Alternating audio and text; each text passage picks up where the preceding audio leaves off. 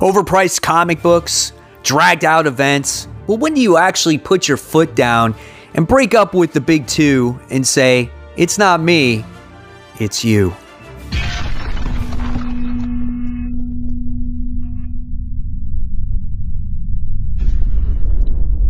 Hey, all my webheads out there, welcome back to Comic Book Corner 2.0. And fans, I am your host, Mike Spider Slayer, always helping you make decisions on what comic books to buy. And today, guys, we're talking about a bit of a more serious topic, and I wanted to pick your all's brain just a little bit, okay? Because I'm the guy that always helps you make decisions on what comics to buy, always the one that tries to point you in the right direction of which Image comics to buy, or Marvel comics, or DC comics, or any other publisher's comics, that is. But what I wanted to ask all of you is, when it comes to DC and Marvel comics, when is enough to where you just sit there and say, you know what? I wipe my hands clean with you, and with all these other publishing companies out there, I don't need you, Marvel or DC. I'm just going to go to the next person that seems like they care about, I don't know, my reading interests or my wallet, right? We have so many other publishers out there. We have Image, we have IDW, we have Valiant, we have Boom, right? We have all these publishers, and they're all been pretty successful, and they all have great stories. They all want money from you, right? And so when it comes to DC and Marvel, there's no more that big two, I guess, in my opinion. I mean, what makes them the big two anymore these days anyway? Or just because they have most of the market share?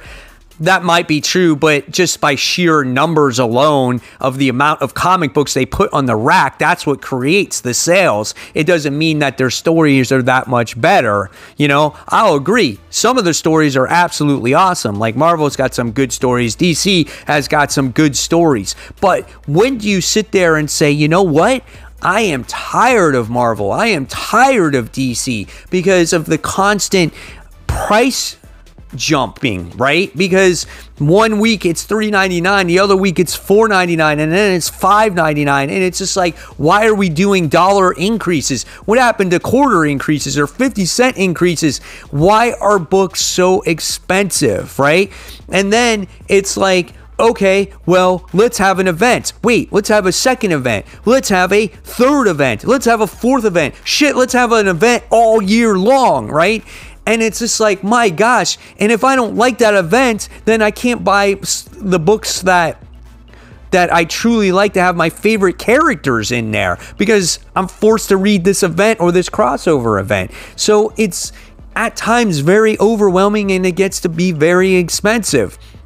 Also, when it comes to the reboots, right? We get constant reboots, new directions, DC Universe going through the infinite frontier. Not too long ago, they had Rebirth, and then they had New 52 before that. They're just trying to find something that's going to stick and that's going to last. But when the New 52 started, which has been a while ago already, they drew the line at $2.99.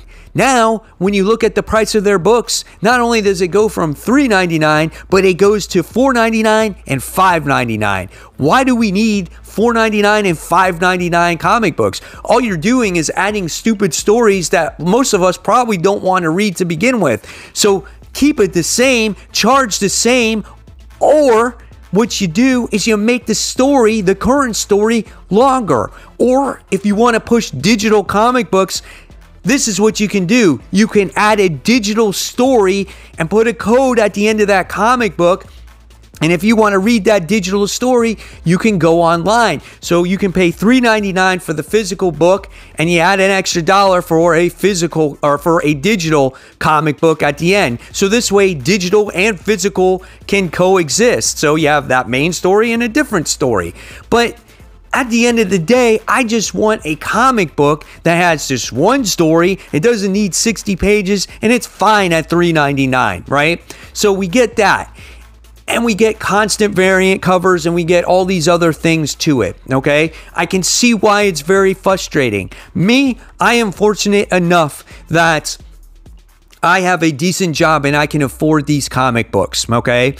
I am fortunate enough that I make enough YouTube money to where the YouTube money pays for the hobby in itself. So I get most of the books at it pretty much an even cost, right? So that's why you guys always ask me, well, Mike, how do you pay for all these books? Well, that's why, okay? The YouTube monetization money helps pay for those comic books, so I'm able to read them and to make the suggestions on what comic books you should buy. But not everyone is fortunate that way. You know, some people's money is stretched out very thin to where they can only read 3 or 4 comic books. So it's like, at times, you want to sit there and read all the comic books, but you can't. So you're forced to make a decision. And sometimes it's just too overwhelming where you just say, screw it, I'm not buying any of these books.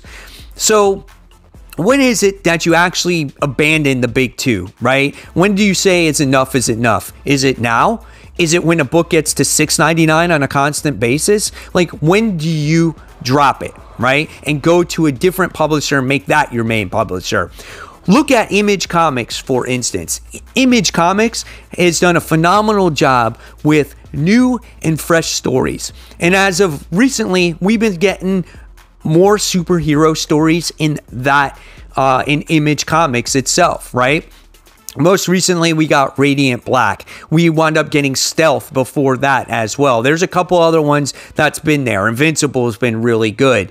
And just recently, we got announced the Spawn universe. So it looks like we're getting a little bit more of a cohesive universe in Image Comics and more superhero stuff. And their stuff tends to be, for the most part, $3.99. If you don't read a first story arc, they'll release a trade at $10. If you want to read Spawn, the main series, it's only $2.99. And these are stories that you haven't read before. And there's not 1,000 variant covers. There's not 1,000 crossovers. So if you're looking for something fresh, something different, something new, it's like, you know what? I'm going to leave Marvel and DC and I'm going to go to Image Comics. But it just doesn't stop there. There's more than Image, right? I mean, you go out there and look at Boom Studios and what they have created. You got Something is Killing the Children out there, right? That's been a phenomenal series. There's a ton of series out there for people to read when it comes to Boom Studios. Shit, people are abandoning comics altogether and just going to manga because that's cheap and affordable and it gets the point across and it's easy to follow. So when do you make that decision when it comes to dropping Marvel or DC? I want to know in the comments below. Have you guys done that? Are you thinking about it? Are you making big cuts in your pulls because of the price hikes of what DC is doing and also Marvel? They're doing it too. There's a lot more $4.99 books. But I can tell you this right now. When it comes to the variant covers, when it comes to Infinite Frontier, I am not paying $6 for a variant comic book. The most I'll go is $4.99. So when it comes to Infinite Frontier and DC Comics, I'm making very careful decisions on what books. If it's not good after that first issue, I might not pick it up anymore, or I might not even try it at all if it's a character that I'm not vested in. And that's what happens with these high price hikes. So again, guys, I want to know in all these comments what you think about this little topic here. Sorry if I ranted on a little bit or rambled on and I kind of veered off a direction. That's what happens when I talk a lot. But this is something that I think some of you are taking into strong consideration here because, again, I get a lot of comments in my comic section about I'm no longer reading DC Comics. I'm not reading Future State. I'm not reading Infinite Frontier. It's more on the DC side than on the Marvel side because of the recent changes of the universe and the price hike at the same time. So, again, let me know in the comments section below. If you like this topic, please give it a thumbs up. Subscribe to the channel. Don't forget to hit that bell. And if you like this content, I'll leave you more content right here to check out. And until next time, webheads, this is Mike Spider Slayer signing off, and I'll see you guys real soon. Take care. Bye.